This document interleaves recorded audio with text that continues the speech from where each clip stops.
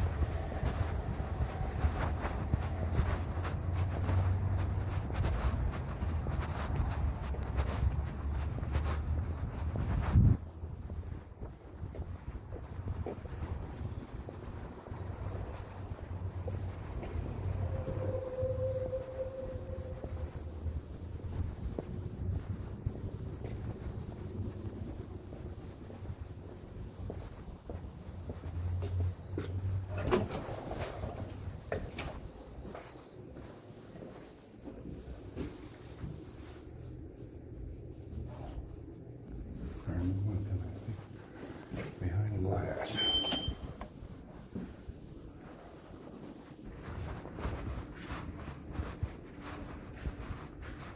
Hi there.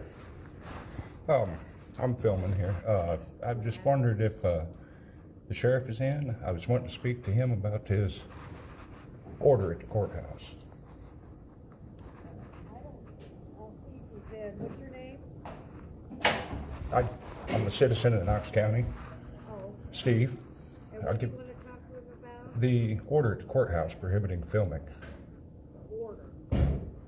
Yeah, there's a post out there at the courthouse.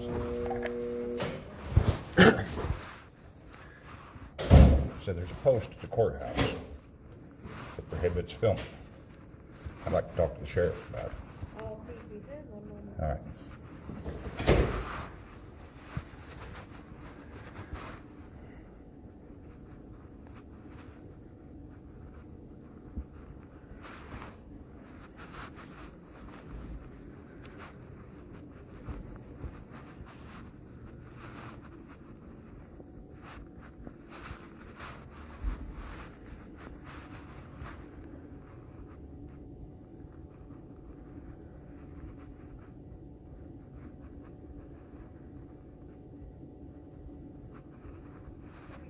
All right, thank you.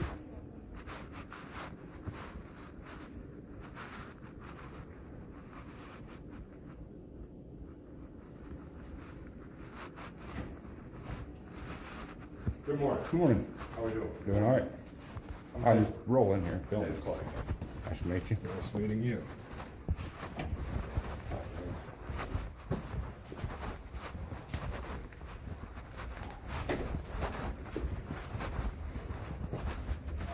Have a seat.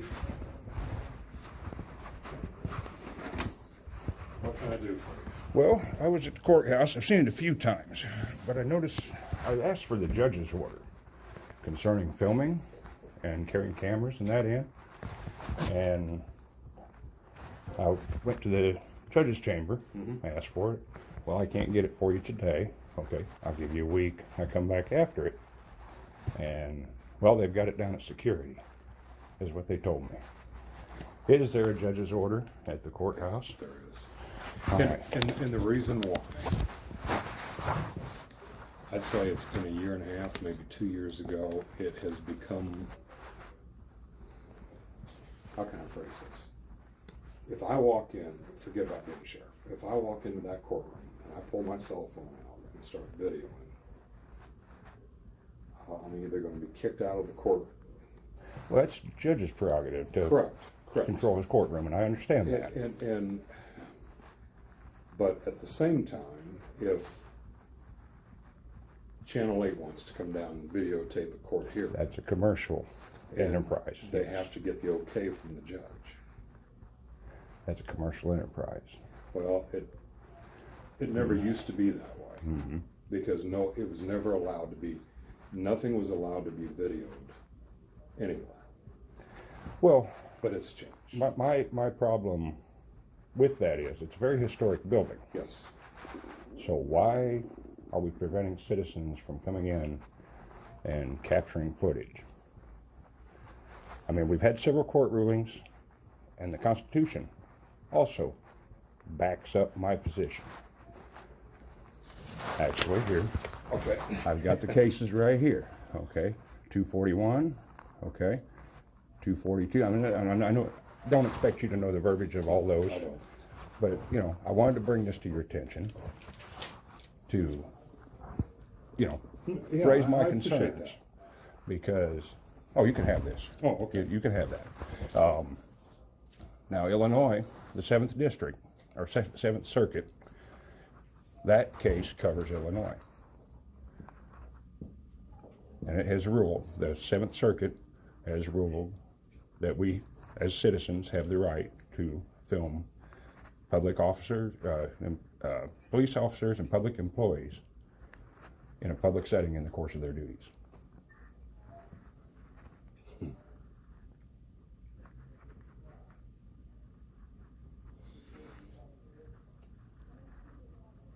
But as as it stands now, as I see it, you're in violation of the 7th Circuit's decision by imposing that policy. Now, I understand if you want to impose that on courthouse employees, but to make a blanket rule when you have no law writing ability, that infringes on my First Amendment, everybody's First Amendment.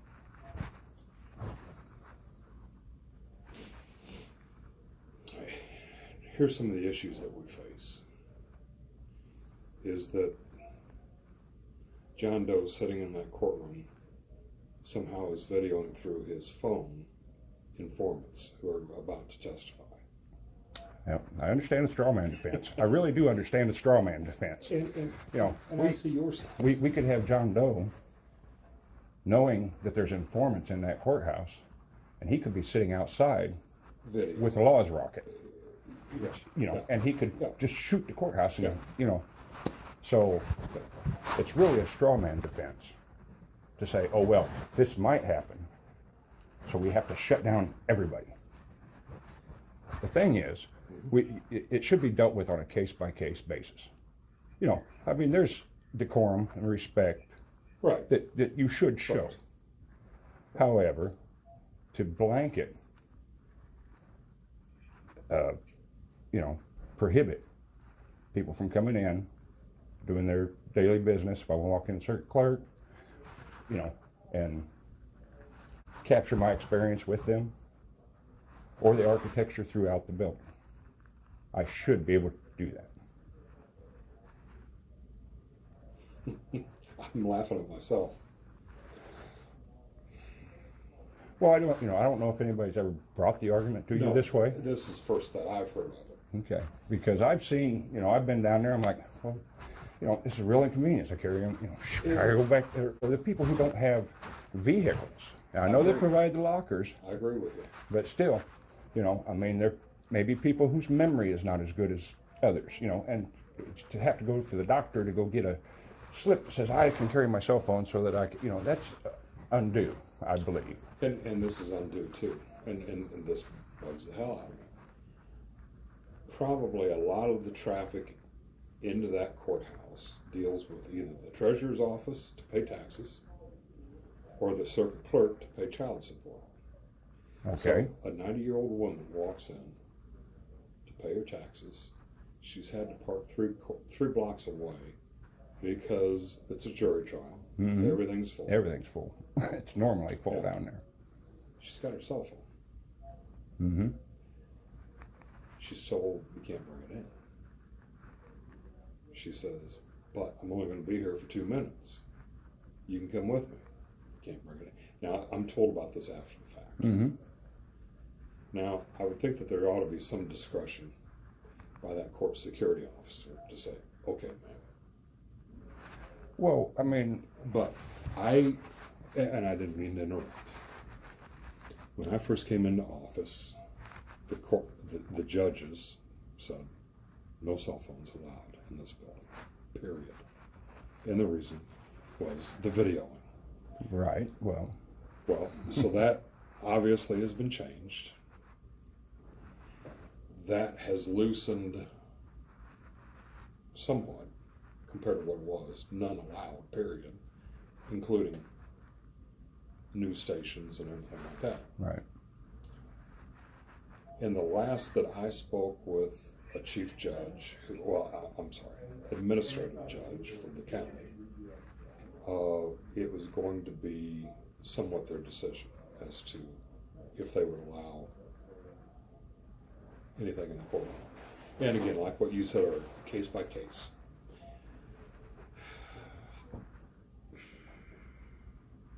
First of all, I'll speak with the administrative judge. I give you my word on that. Okay. Secondly, is there a way to get back in touch with you? Yeah. And I'm not. No, I'll give you my name and number right on this. I didn't write it down. You know. Yeah. And you may recognize my name. I'm looking. Steve Sp-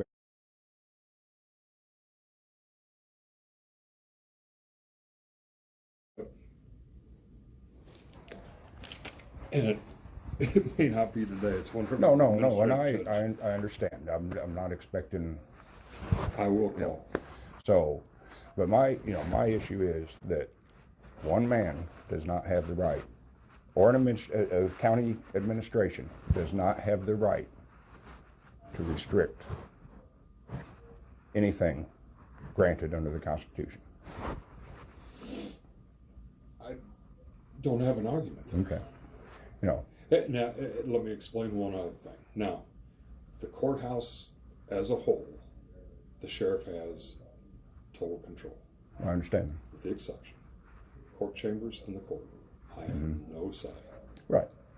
And if that judge says absolutely nothing in this courtroom, I've got to abide by it. But I will. Well, and my interest is not to go in, and record trial proceedings or anything like that. It would be probably comical as hell to go home and play it. Is it boring? Why would you want to? I mean, no, and I understand. A high-profile case, Different. definite. And then the judge could say, okay, for this portion of the trial, you can have cameras in here, but this portion, if they've got, unidentified informants and that they need to protect, I could understand that. But there's ways to do that as well. I've often argued that. They can deposition Yes, outside of the courtroom. Yes, they can go in the judges' chambers and have both attorneys there, and do the. Right. Because really, the argument of, well, this juror might be identified or whatever, I can sit in the parking spot outside and record everybody who comes in and out of that thing. And what difference is that going to, the judge? If I'm recording everybody that comes in and out, and I'm looking for, particular juror, I could gather that information sitting outside. Yep. What difference does it make inside the building? I couldn't agree with you more. So- when it comes to the jury, that's a huge issue, and there's no remedy. Unless you bust them in and Yeah. shuttle them underground, Yeah. that would be the other, way to do it. But I don't think we're set up for that. And here's what happened in a very high-profile homicide case about a year and a half ago. We had a person inside the courtroom during the trial who was very interested in an informant.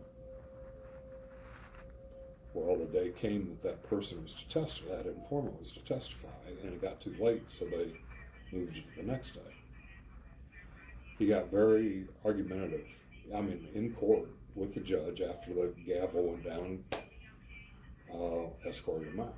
I didn't, but the security guys did. And by the judge's orders, he was not allowed back in that courtroom.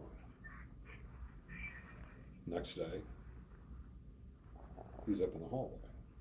He's not in the courtroom, not too much we can do, but he's running his mouth to the point where some of my guys overheard it, and his intent was to find out who that informant was.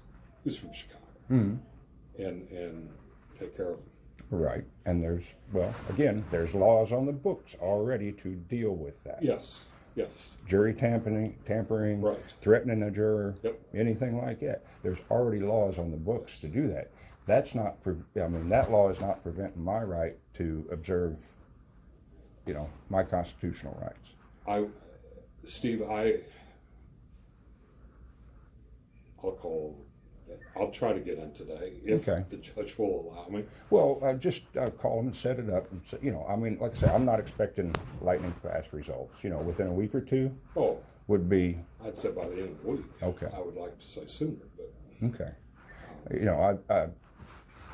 I just am surprised that nobody has questioned it before.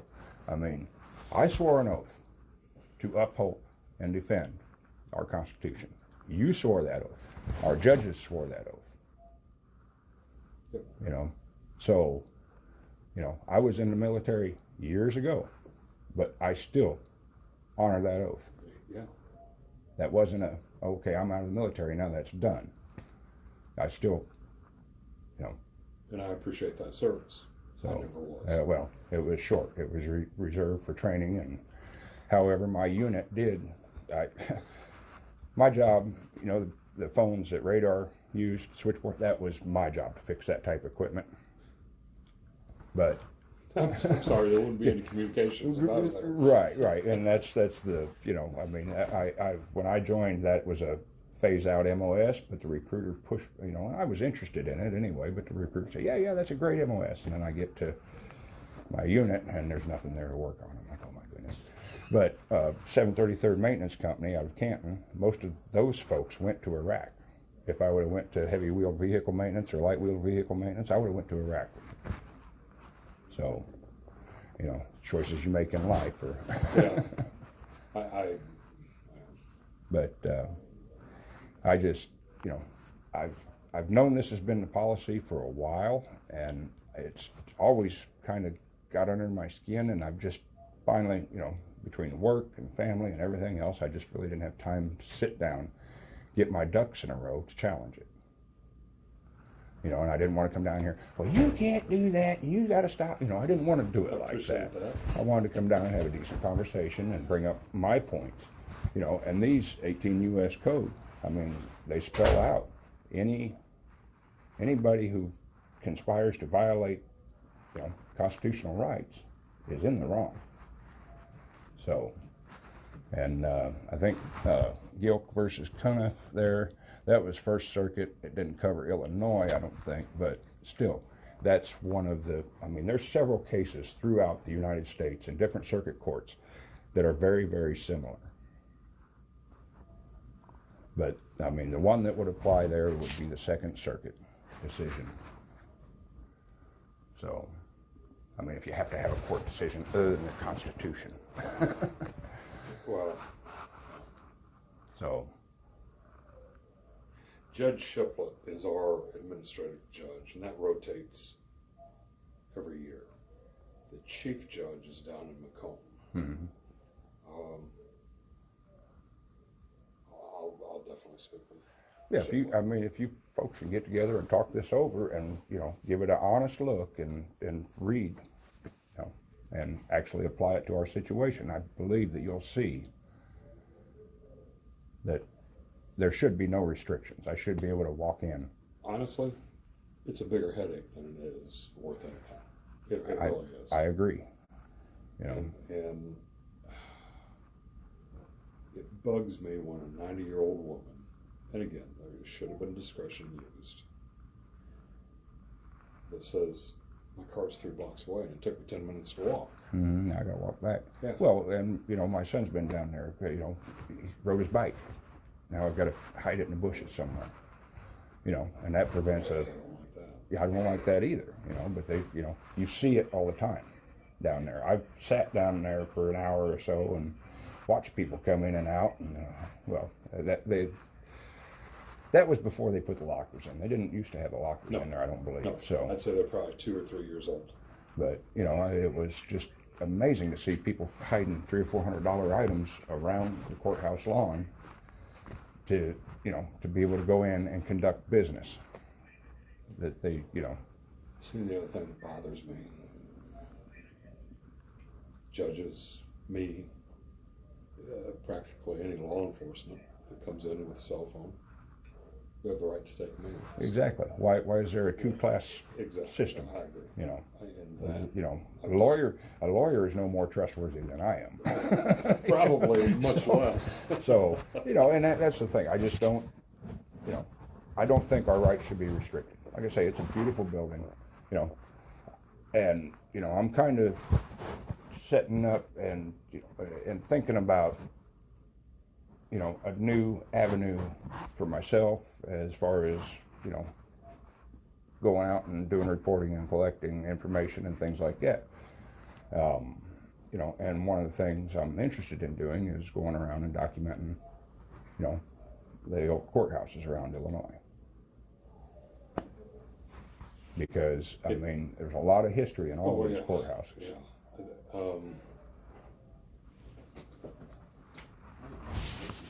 All board.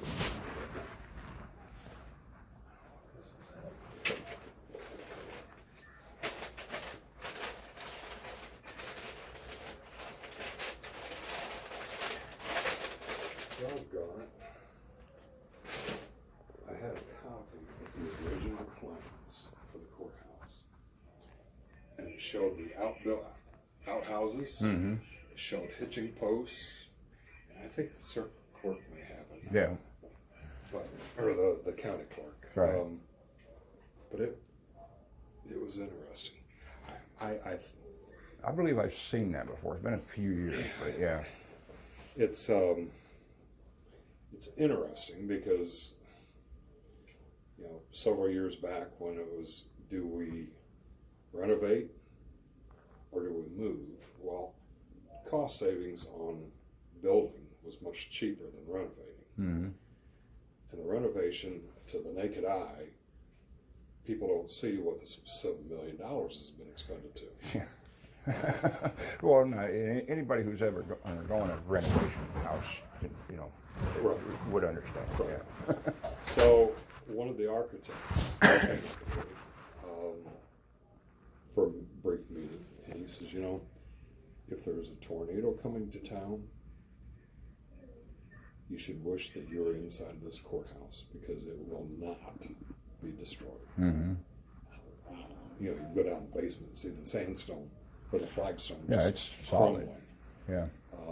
But Yeah, but sandstone, you know, it takes, I mean, it can slough off quite a bit and still retain its strength.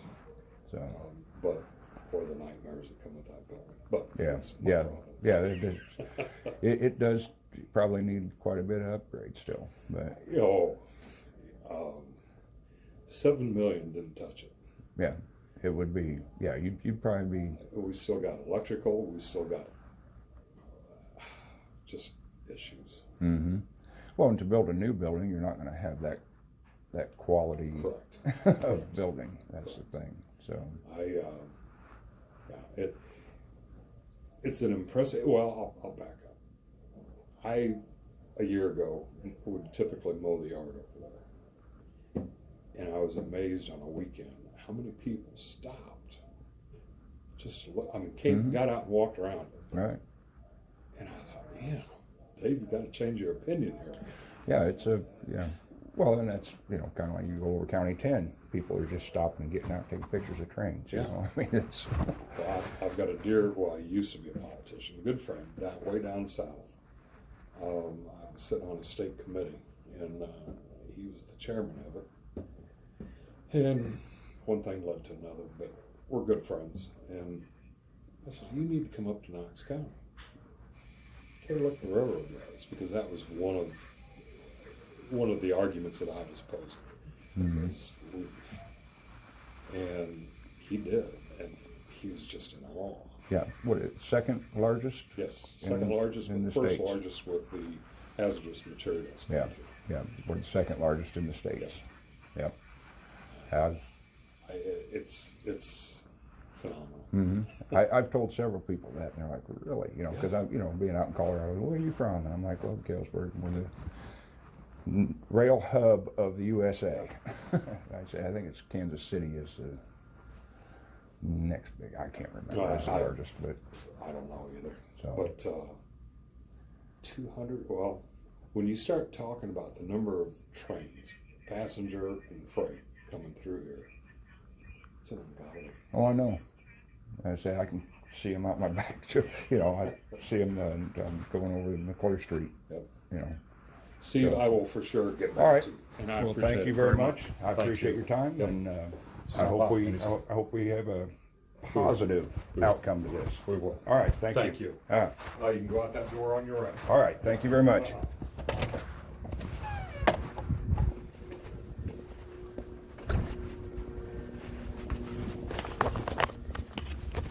Well, that went very well.